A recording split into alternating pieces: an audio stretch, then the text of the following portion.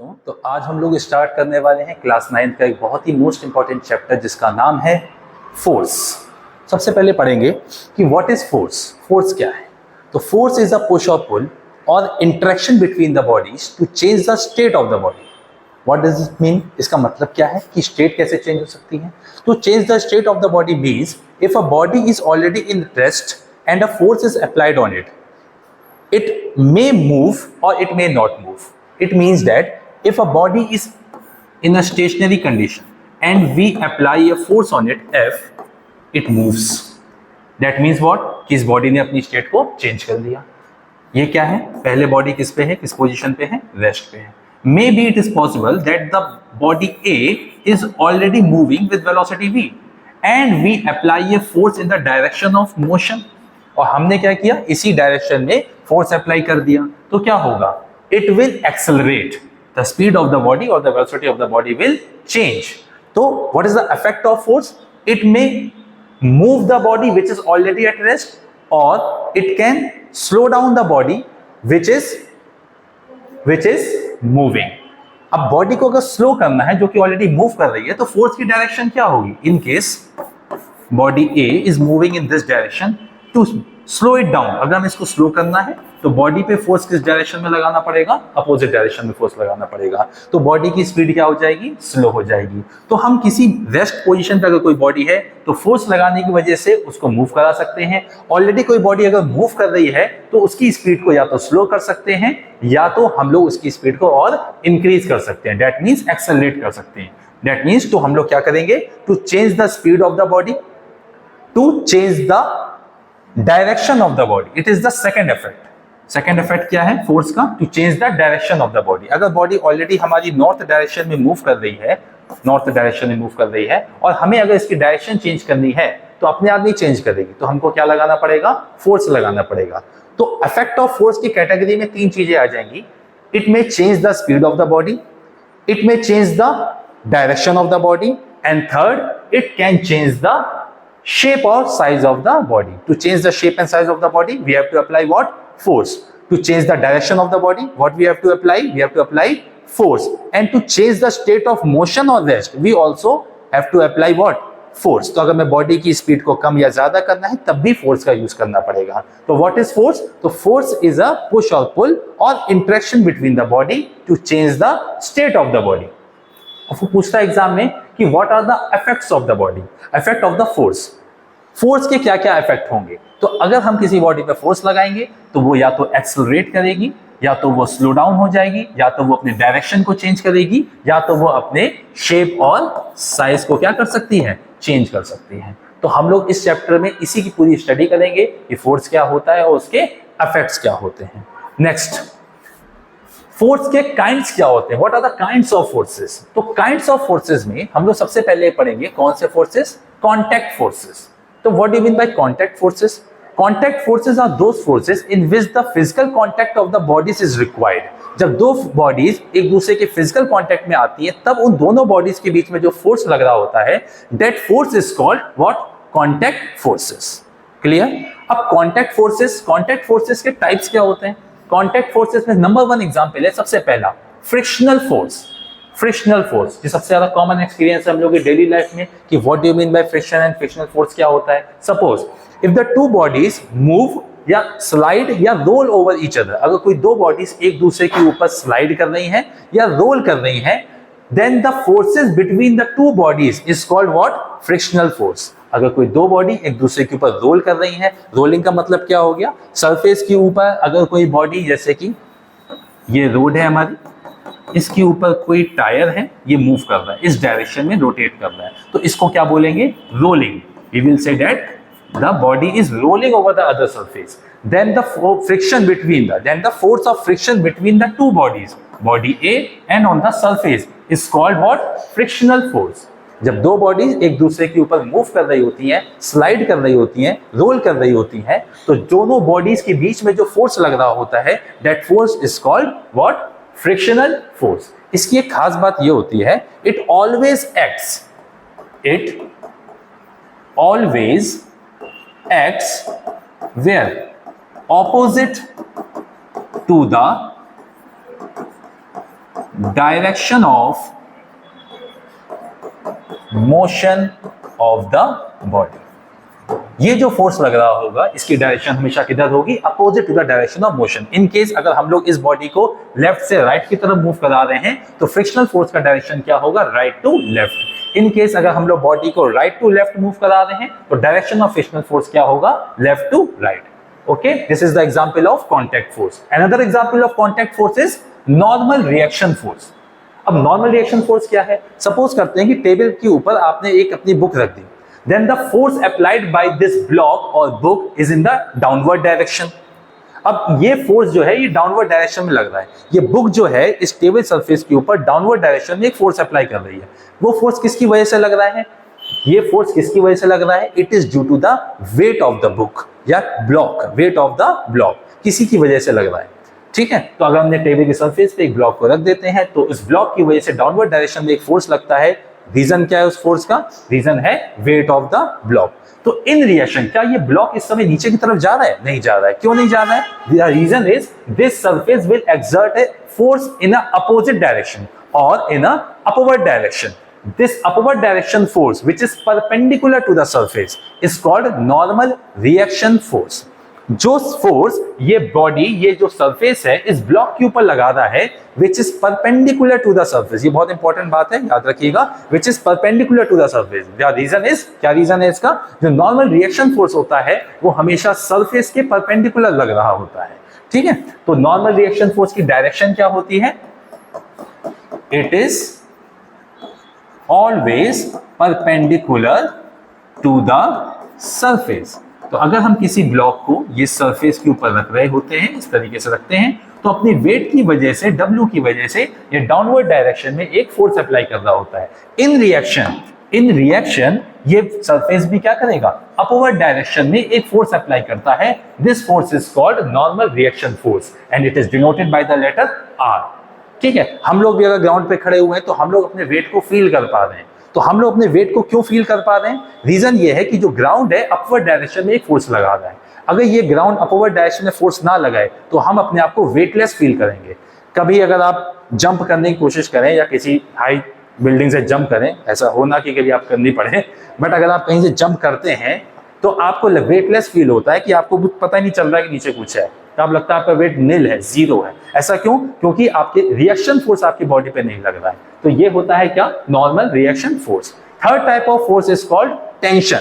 तीसरे टाइप का जो फोर्स है इसको हम लोग बोलते हैं कौन सा फोर्स? Tension force. तीसरे टाइप का फोर्स हमारा कौन सा फोर्स कहलाता है? Tension force. अब ये टेंशन फोर्स किस में लगता है? Tension force always acts on a string. जब किसी ब्लॉक को एक फिक्स्ड पॉइंट पे हम लोग हैंग कर देते हैं तो अपवर्ड डायरेक्शन में जो फोर्स लगता है that force is called tension force. अब हो क्या रहा है? ये ब्लॉक एक डाउनवर्ड डायरेक्शन में अपनी वेट की वजह से फोर्स लगा रहा है।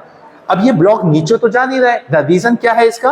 रीजन ये है कि ये जो स्ट्रिंग है रेड कलर की, ये अपवर्ड डायरेक्शन में एक फोर्स लगा रही है जो इसको होल्ड करे हुए है। तो ये जो फोर्स ये स्ट्रिंग लगा रही है in the upward direction, this force is called what? Tension force. तो टेंशन फोर्स जो भी होता है वो हमेशा और हमेशा किस पे लग रहा होता है? स्ट्रिंग्स पे लग रहा होता है। ठीक है, और ये फोर्स जो होता है टेंशन फोर्स, इसकी कुछ खास बात, जो टेंशन फोर्स होता है ये हमेशा कैसा होता है? टेंसाइल होता है। Tensile force. What is tensile? It can always be in a stretching position, it can not be compress. Compress नहीं कर सकते, ये टेंसाइल पोजीशन में। देख रहे हैं आप, वेट डाउनवर्ड है, टेंशन फोर्स अपवर्ड है, स्ट्रेचिंग पोजीशन पे है। ठीक है, तो ये हमारे पास था थर्ड टाइप का contact force, that is called tension force. Now the fourth type of force this called the force due to spring. Spring की वजह से। अब नॉर्मल पोजीशन देखिए, आपके सामने ये स्प्रिंग है, स्प्रिंग की एक लेंथ है L, नॉर्मल पोजीशन में है। अगर क्या हो अगर हम उस स्प्रिंग को कंप्रेस करें या फिर एक्सटेंड करें। जब भी आप किसी स्प्रिंग को कंप्रेस करते हो तो उसकी लेंथ कम हो जाती है।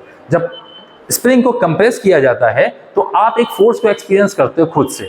द रीजन इज, स्प्रिंग क्या करना चाहता है? स्प्रिंग अपनी पोजीशन पे वापस आना चाहता है। तो उस पोजीशन पे वापस आने के लिए स्प्रिंग अपोजिट डायरेक्शन में एक फोर्स अप्लाई करता है। Then the force applied by the spring is called what? Restoring force. What do you mean by restoring? वापस से अपनी उस ओरिजिनल पोजीशन में। स्प्रिंग चाहेगी कि वापस से अपनी उसी पोजीशन पे आ जाए। ये इसकी ओरिजिनल लेंथ थी, ये इसकी ओरिजिनल लेंथ थी कितनी? L, हमने इसके यहाँ पे एक वेट हैंग कर दिया। मेरे जैसे ही वेट हैंग करने पे इस स्प्रिंग की जो लेंथ थी उसमें एक्सटेंशन हो गया। कितना एक्सटेंशन हुआ? x लेंथ का। तो अब इसकी लेंथ कितनी हो गई है? ओरिजिनल लेंथ xl थी और एक्सटेंशन कितना हुआ? x का। तो डाउनवर्ड डायरेक्शन में एक फोर्स लगा। अब क्या होगा? ये स्प्रिंग भी अपवर्ड डायरेक्शन में एक फोर्स अप्लाई करेगी। That force is called what? Restoring force. Restoring force की भी डायरेक्शन क्या होती है? ये हमेशा ऑपोजिट होता है, opposite to the displacement of the body. अगर हम किसी बॉडी को स्प्रिंग से ऐसे अटैच करते हैं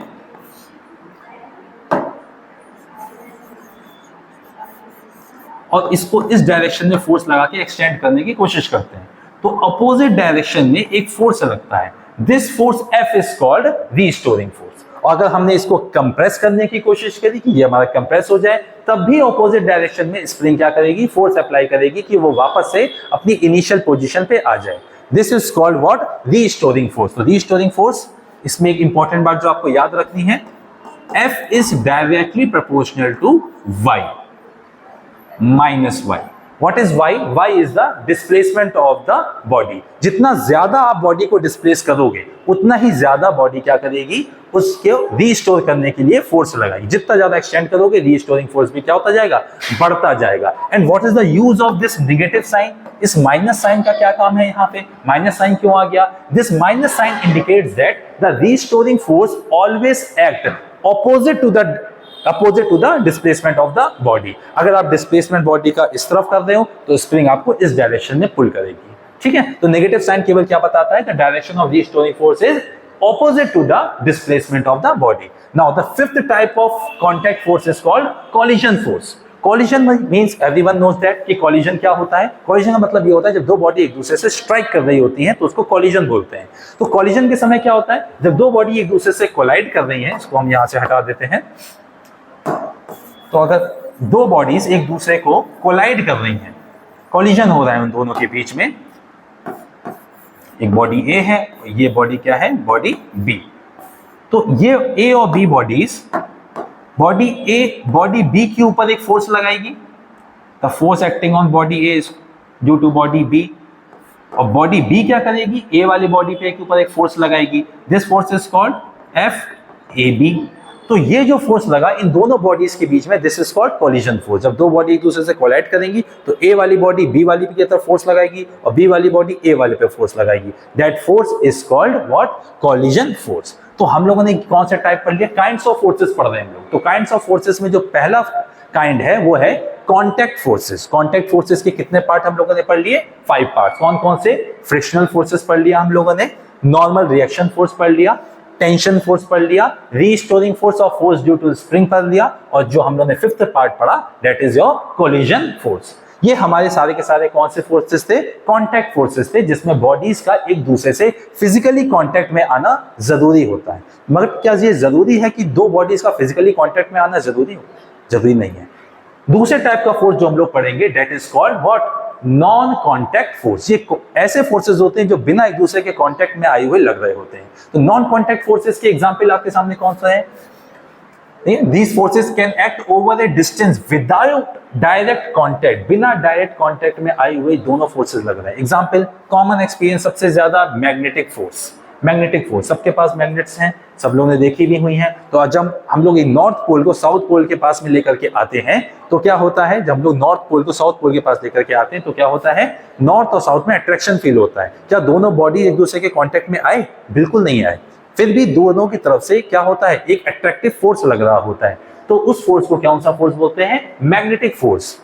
अंडरस्टूड? समझ में आया इस चीज को? मैग्नेटिक फोर्स क्या होता है? बिना फिजिकल कांटेक्ट में आए हुए दो मैग्नेटिक फील्ड के बीच में जो फोर्स लग रहा होता है that is called magnetic force. Now second one, what is second one? Gravitational force. अब ग्रेविटेशनल फोर्स की बात करते हैं। ग्रेविटेशनल फोर्स सभी को पता है कि जब कोई एस्ट्रोनॉमिकल बॉडी किसी दूसरी बॉडी के ऊपर अपनी ग्रेविटी की वजह से फोर्स एक्सर्ट करती है that force is called gravitational force. Earth और यहाँ पे कोई हेवनली बॉडी है या कोई भी एक बॉडी है ए, अर्थ की अपनी ग्रेविटी है। अपनी ग्रेविटी की वजह से ये बॉडी ए को अपनी तरफ पुल कर रही होगी, खींच रही होगी। The force exerted by the earth और any astronomical body on the another body is called what? Is called gravitational force. जिस फोर्स से कोई एक बॉडी दूसरी बॉडी को अपनी तरफ अट्रैक्ट कर रही होती है, that force is called gravitational force. इसका रीजन क्या है? Due to gravity. Now, third type of non-contact force is called electrostatic force. What is electrostatic force? The force between the two charges is called electrostatic force. Example समझते हैं कि एक हमारे पास है positive charge that is plus Q और एक दूसरा charge है माइनस क्यू। सबको मालूम है पॉजिटिव और नेगेटिव के बीच में हमेशा क्या होता है? अट्रैक्शन हो रहा होता है। तो पॉजिटिव चार्ज और नेगेटिव चार्ज के बीच में अट्रैक्शन हो रहा है। इन दोनों बॉडीज के बीच में जो फोर्स लग रहा है, this force is called what? Electrostatic force. अगर दोनों ही चार्जेस, एक प्लस का है और दूसरा चार्ज भी प्लस का है, दैट मीन्स दोनों चार्जेस कैसे हैं?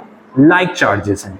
कैसे चार्जेस हैं? लाइक चार्जेस, एक जैसे। तब इनके फोर्स में क्या हो रहा होगा? अट्रैक्शन और repulsion? Repulsion. This body is rippled by the this body. दोनों फोर्सेस एक दूसरे, दोनों चार्जेस एक दूसरे से क्या करेंगे?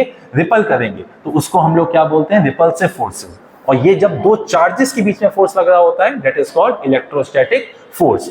दो मैग्नेट्स के बीच में या दो मैग्नेटिक फील्ड में जो फोर्स लग रहा होता है उसको बोलते हैं मैग्नेटिक फोर्स। और ग्रेविटी की वजह से जो बॉडी पे फोर्स लग रहा होता है उसको बोलते हैं क्या? Gravitational force. तो हम लोगों ने अभी तक इतना पढ़ लिया, ठीक है। तो आगे बढ़, तो नेक्स्ट अब जो चीज हम लोग पढ़ने वाले हैं वो है balanced forces and unbalanced forces. तो what do you mean by balanced forces? Simple, अगर तुमसे कोई पूछे कि क्या होते हैं बैलेंस्ड फोर्सेस, तो आप इतना ध्यान रखिएगा, बैलेंस्ड फोर्सेस वो फोर्सेस होते हैं जिसपे जो नेट फोर्स लग रहा होता है, it is always what? It is always zero.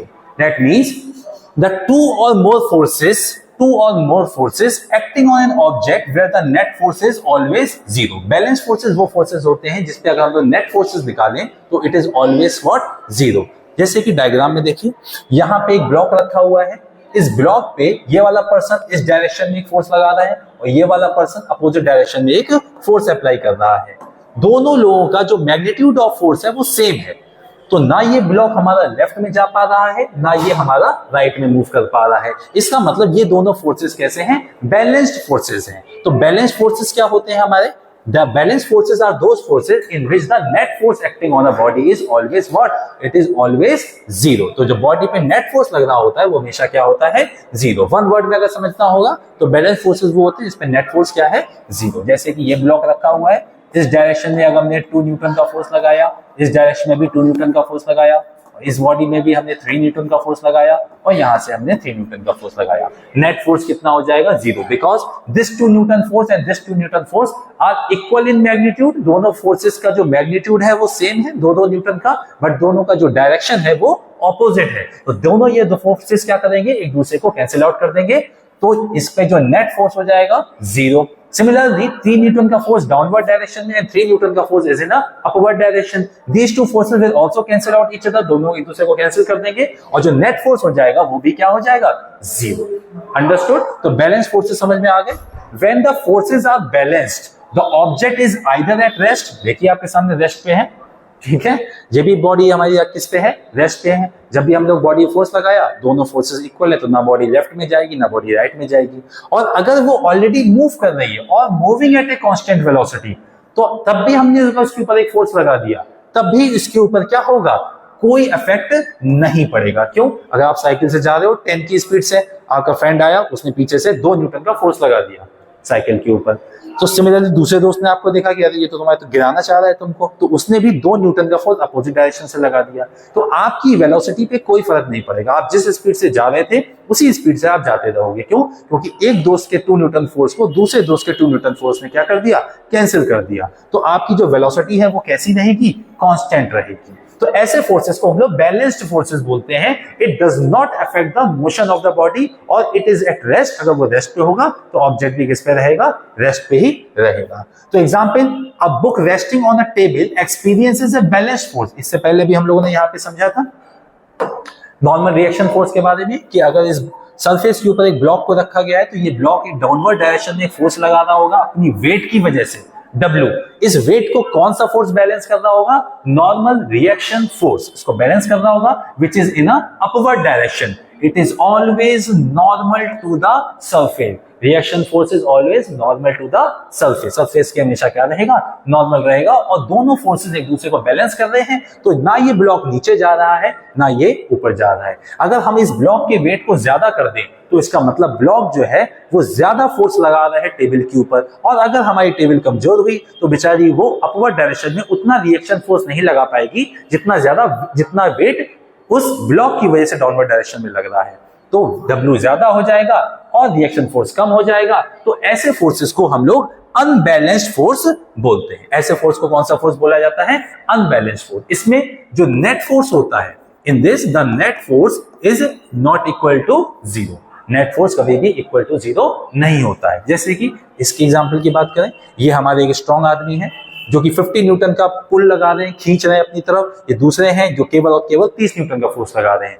इन दोनों फोर्सेस की जो डायरेक्शन है वो ऑपोजिट है, इस तरफ ऑपोजिट, और जो मैग्नीट्यूड है वो भी अलग अलग है। एक का मैग्नीट्यूड 50 न्यूटन का है और दूसरे का 30 न्यूटन का है, तो नॉट इक्वल इन मैग्नीट्यूड, दोनों फोर्सेस का जो मैग्नीट्यूड है वो इक्वल नहीं है। तो यहाँ पे अगर हम नेट फोर्स की बात करें, दोनों की डायरेक्शन ऑपोजिट है, तो 50 न्यूटन माइनस 30 न्यूटन, तो नेट फोर्स कितना हो जाएगा, 20। नेट फोर्स कितना हो जाएगा, 20 हो जाएगा यहाँ पे। ठीक है, समझ में आ गया। अब इस फोर्स इस डायग्राम की बात करते हैं। इसमें अगर हम लोग बोले तो लेफ्ट साइड में जो फोर्स लग रहा है वो कितना लग रहा है, 3 न्यूटन का लग रहा है, बट जो राइट साइड में जो फोर्सेस लग रहे हैं वो कितने लग रहे हैं, 4 न्यूटन और 4 न्यूटन। तो इन दोनों का जो समीशन होगा, तो टोटल फोर्स राइट डायरेक्शन में लग रहा है, it will B how much, 8 Newton. कितना लग रहा होगा यहाँ पे, 8 न्यूटन का। कितना फोर्स लग रहा है यहाँ पे, 8 न्यूटन का। बट जो लेफ्ट साइड में जो फोर्स लग रहा है, इट इज ओनली 3 न्यूटन। तो इस पे लगने वाला जो नेट फोर्स होगा, net force it will be 8 newton minus 3 newton, that is only 5 newton. तो इसको हम लोग बोलते हैं कैसा फोर्स, अनबैलेंस्ड फोर्स। तो unbalanced forces are the 2 or more forces acting on an object where the net force is not zero। Net force क्या होता है, जीरो नहीं होता है। अब नेट फोर्स अगर जीरो नहीं है तो ऑब्वियस सी बात है उस बॉडी के ऊपर कोई ना कोई इफेक्ट तो पड़ रहा होगा। क्या हो रहा होगा, या तो वो बॉडी क्या कर जाएगी, एक्सेलरेट कर जाएगी, बढ़ जाएगी उसकी स्पीड। बेचारे तुम्हारे दोस्त ने 100 न्यूटन का फोर्स इधर से लगा दिया और उधर से किसी ने फोर्स लगाया, वो केवल 20 न्यूटन का ही लगा पाया, तो 100 न्यूटन माइनस 20 न्यूटन वो एक दूसरे से कितना हो जाएगा, बंद कैसे होगा। ये था हमारे पास किसकी बात, अनबैलेंस फोर्स की बात। तो अनबैलेंस फोर्स करता क्या है, ऑब्जेक्ट में एक्सेलरेशन प्रोड्यूस कर सकता है, या फिर उसको डी एक्सेलरेट कर सकता है, या फिर ऑब्जेक्ट को स्लो कर सकता है, या उसकी डायरेक्शन को क्या कर देगा, चेंज कर देगा। तो ये अनबैलेंस फोर्सेस होते हैं जो कि इक्वल इन मैग्नीट्यूड नहीं होते हैं। ठीक है, ऐसे फोर्सेस को अनबैलेंस फोर्सेस बोलते हैं। Example, pushing a box across the floor involves unbalance forces. Your push is greater than the frictional force. अगर हम किसी ब्लॉक को अगर खिसकाने की कोशिश कर रहे हैं, तो अभी हमने बताया था frictional force always set opposite to the direction of motion of the body. अगर हमने जितना फोर्स लगाया, फ्रिक्शनल फोर्स भी उतना ही फोर्स लगा देगा, तो क्या हम किसी भी ब्लॉक को खींच पाएंगे, बिल्कुल नहीं खींच पाएंगे। तो हमारे द्वारा जो लगाया गया फोर्स है, it will always be greater than the frictional force. अगर ऐसा होता है तो हम लोग किसी भी बॉडी को पुल कर सकते हैं या फिर पुश कर सकते हैं। तो ऐसे फोर्स को हम लोग कौन सा फोर्स बोलते हैं, अनबैलेंस्ड फोर्सेस। तो हम लोग ने यहाँ पे क्या क्या पढ़ रखा है अभी तक, हम लोगों ने पढ़ा फोर्स क्या होता है, what is force, what are the kinds of force, कितने काइंड के फोर्स होते हैं, contact force and non contact force. Contact force के सारे 5 टाइप्स हम लोगों ने देखे, और नॉन कॉन्टैक्ट फोर्सेस हम लोगों ने देखे, ग्रेविटेशनल फोर्स, मैग्नेटिक फोर्स और इलेक्ट्रोस्टैटिक फोर्स। और 2 अलग टाइप के फोर्सेस देखे जिसको हमने बोला बैलेंस्ड फोर्स और अनबैलेंस्ड फोर्स। अब आगे बढ़ने से पहले हम लोग 2 चीजें और देखना चाहेंगे। 2 चीजें वो क्या है, एक है rigid body. What do you mean bye rigid body? Physics में बहुत जगह ये टर्म यूज होता है कि rigid body. What do you mean bye rigid body? कोई बॉडी रिजिड कैसे हो सकती है? If the intermolecular spacing between the या विद इन द ब्लॉक। अब जैसे कोई ये ब्लॉक है, कोई ऑब्जेक्ट है, इसके अंदर छोटे छोटे कई सारे पार्टिकल्स होते हैं, तुम सबको पता है, यहाँ पे खूब सारे एटम्स होते हैं। And if we apply a force on it, अगर हम इस ब्लॉक में क्या करें, एक फोर्स अप्लाई करते हैं, अगर हमने इस डायरेक्शन में क्या किया, फोर्स अप्लाई किया, तो क्या इन एटम्स के बीच में कोई जगह है चेंज होने की? बिल्कुल नहीं है। तो if we apply a force on a body, Then if there is no intermolecular spacing between them, अगर दोनों बॉडीज के बीच में कोई भी इंटरमोलिकुलर स्पेस नहीं है, तो हमारे द्वारा जो फोर्स लगाया गया वो इसके इंटरनल स्ट्रक्चर पे कोई चेंज नहीं लेकर के आएगा। अगर यहाँ पे स्पेसिंग होती, एग्जांपल लेते हैं, यहाँ पे और इस तरीके से मॉलिक्यूल्स या आइटम प्रेजेंट हैं और हमने इस डायरेक्शन में एक फोर्स अप्लाई किया, तो ऑब्वियस सी बात है ये वाला चीज यहाँ से खिसक करके अपनी नी पोजीशन पे यहाँ पे आ जाएगी। तो क्या होगा इस केस में, बॉडी का जो शेप होगा वो क्या हो जाएगा, चेंज हो जाएगा। ठीक है, तो अगर if on applying the force, अगर किसी बॉडी का फोर्स लगाया गया, the intermolecular spacing between the atoms does not change, तो ऐसे बॉडी को हम लोग कौन सी बॉडी बोलते हैं, rigid body, hard body, solid body. ठीक है, अगर इनके अगर हमने बॉडी पे फोर्स लगाया और उनके मॉलिक्यूल्स का बीच का इंटरस्पेसिंग क्या हुई, चेंज हो गई, तो ऐसी बॉडीज को हम लोग कौन सी बॉडी बोलते होते हैं, नॉन रिजिड बॉडी। तो जब रिजिड बॉडी पे फोर्स लगाया जाता है तो हमको क्या देखने को मिलता है, whenever a force is applied on a rigid body, its shape size does not change, उस बॉडी का शेप और साइज चेंज नहीं होता है, ओनली एक्सेलरेशन और रिटार्डेशन अकर्स। ऐसा कब होगा, अगर कोई बॉडी मूव कर रही होगी तो। जैसे हम किसी बॉडी पे फोर्स लगाएंगे, अगर वो ऑलरेडी रेस्ट पे है तो वो क्या होने लगेगी, मूव करने लगेगी, और अगर वो बॉडी मूव कर रही है तो वो या तो एक्सेलरेट करेगी और या तो वो क्या करेगी, रिटार्ड कर रही होगी, उसकी शेप में कोई चेंज नहीं आएगा। तुमको यहाँ पे ये बात ध्यान रखनी है, रिजिड बॉडी की शेप में कोई चेंज नहीं होता है जब हम लोग किसी बॉडी पे फोर्स लगा रहे होते हैं। इसका जस्ट रिवर्स हमारा क्या होता है, non rigid body, non rigid body. Non rigid body में क्या होता है, जब हम लोग फोर्स अप्लाई करते हैं तो उसकी इंटरमॉलिक्यूलर स्पेसिंग जो होती है वो कम ज्यादा हो जाती है, जिसकी वजह से shape of the body changes, body का जो शेप होता है वो चेंज हो जाता है, एंड इट मे मूव, और वो मूव कर सकती है। अगर हमने फोर्स लगाया तो वो बॉडी हल्की सी कंप्रेस हो गई, जैसे हमने फोर्स लगाया ये बॉडी कंप्रेस हो गई, फिर नॉर्मल हो गई, फिर हमने फोर्स लगाया तो फिर ये कंप्रेस हो गई। क्यों, क्योंकि इसके इंटरनल स्ट्रक्चर में क्या आया, चेंज आ गया, बट फिर भी चेंज आ गया, हमने और फोर्स लगा दिया तो हो सकता है ये मूव कर जाए। तो इट मे मूव, शेप में तो चेंज आता ही आता है, और ये क्या हो सकती है, मूव भी हो सकती है। तो हम लोगों ने इतनी चीजें आज पढ़ रखी हैं। ठीक है, तो जो नेक्स्ट टॉपिक हम लोगों के पास आएगा वो आएगा Newton's laws of motion. Newton's के लॉज थे हमारे पास, first law, second law, third law, inertia, types of inertia. तो ये सारी चीजें अब हम लोग अपने नेक्स्ट क्लास में पढ़ेंगे, और ज्यादा वीडियो को ना लंबा करते हुए शॉर्ट्स में पढ़ेंगे चीजों को थोड़ा थोड़ा। तो नेक्स्ट क्लास में हम लोग पढ़ेंगे न्यूटन्स के लॉज ऑफ मोशन। ठीक है।